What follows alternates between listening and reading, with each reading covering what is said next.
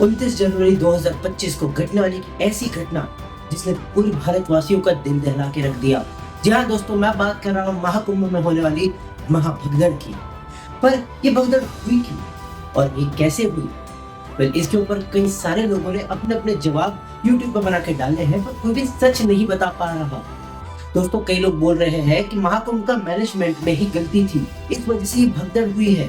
लेकिन इस तथ्य को मैं सिरे से खारिज करता हूँ, क्योंकि मैंने वहां खुद जाकर के इस मैनेजमेंट को अनुभव किया। वहां का मैनेजमेंट हमें बहुत अच्छे से सपोर्ट कर रहा था। वहाँ के पुलिस ऑफिसर्स, वहाँ के कर्मचारी, जितने भी लोग वहाँ पे लगे हुए थे इस मैनेजमेंट में, उन सबका सपोर्ट, उन सबका पेशेंस देख के मैं वाकई खुश हो गया। लेकिन दोस्तों, जब बड़ा इवेंट होता है तो उसमें दोनों जगह से सपोर्ट आना जरूरी है। पहला है मैनेजमेंट, तो दूसरा है ऑडियंस। और यहाँ पे गलती हम ऑडियंस यानी कि हम भक्तों की थी, जिसने मैनेजमेंट को सपोर्ट न करके ये दिखा दिया कि हमसे ऊपर तो कोई है ही नहीं। हम लोगों में ना सिविक सेंस नाम की कोई चीज ही नहीं है। मैं आप लोगों को बताता हूँ कि 29 तारीख को हुआ क्या, क्योंकि मैं खुद उस भगदड़ में था। पर सबसे पहले तो हम लोग 28 तारीख की रात को 8:30 बजे अमृत स्नान के लिए निकल गए थे, क्योंकि तिथि लग चुकी थी। हम लोग गए तो हम लोगों ने देखा कि जो सबसे पास वाला रोड था, जो कि संगम घाट तक जाता था, उधर बैरिकेडिंग लगा दी गई है।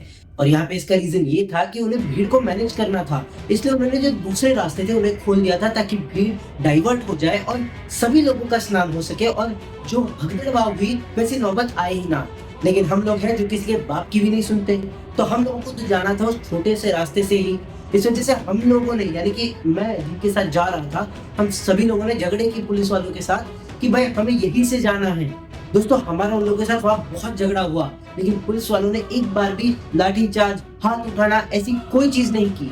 उन्होंने बहुत पेशेंटली, बहुत प्यार से हमें समझाया कि प्लीज सर, आप यहाँ से मत जाइए, क्योंकि अगर ये रास्ता खुल गया तो फिर लिटरली भीड़ पागल हो जाएगी इस रास्ते से जाने के लिए और बहुत सारा स्टैम्पेड हो सकता है।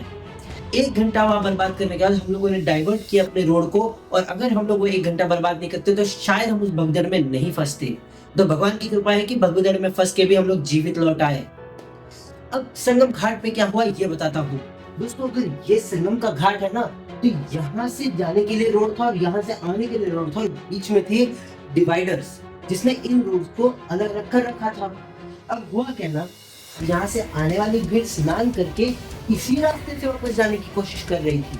तो यहाँ से लाखों लोग आ रहे थे और लाखों लोग जा रहे थे, जिसमें हो गई भगदड़। अब इस भगदड़ में मरे कौन लोग? तो इसका सिंपल आंसर है, यहाँ जो बीच बीच में सोए हुए थे ना, वो लोग। अब भगवान जाने इन लोगों को यहाँ क्यों सोना था कि प्रशासन की बार बार मना करने के बावजूद ये लोग यहाँ सो रहे थे। कई लोग ये सवाल उठाएंगे कि प्रशासन ने उठाया क्यों नहीं?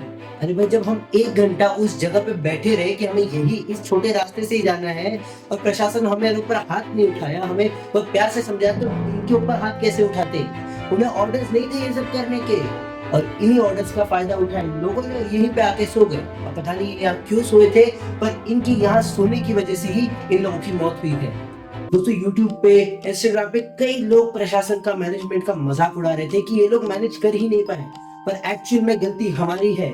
हम लोगों में सिविक सेंस नहीं है, क्योंकि हम लोगों की प्रवृत्ति ऐसी है कि जहाँ लिखा या थूकना मना है वही जाके थूकेंगे, जहाँ लिखा या पेशाब करना मना है वही जाके करेंगे, क्योंकि हम लोगों को दिखाना होता है कि हमसे ऊपर कोई नहीं है। तो दोस्तों, आप लोगों को इस प्रश्न का उत्तर तो मिल ही गया होगा कि भगदड़ कैसे हुई और क्यों हुई। वीडियो पसंद आता है लाइक, शेयर, सब्सक्राइब कर देना। मिलता हूँ आपको ऐसी किसी अगली वीडियो में, तब तक के लिए राधे राधे।